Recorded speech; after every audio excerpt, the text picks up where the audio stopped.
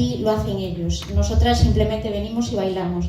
Y eso es un lujo que no sucede en todos los sitios. Entonces quiero que él os explique un poquito qué significa eso que hay allá.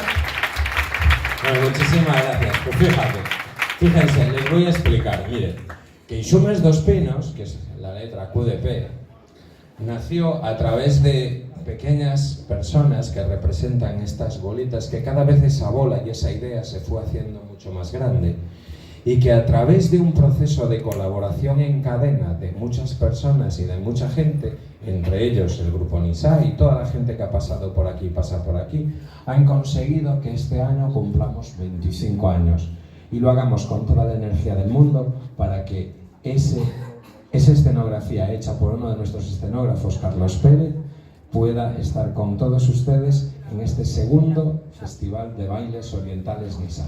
Esa es la verdad. Bueno, pues ¿por qué llegamos a este segundo festival? Porque el primero empezó, como quien dice, como una pachanga. Vamos a juntarnos, vamos a pasarlo bien, y nos juntamos pues cerca de 30 bailarinas en el escenario.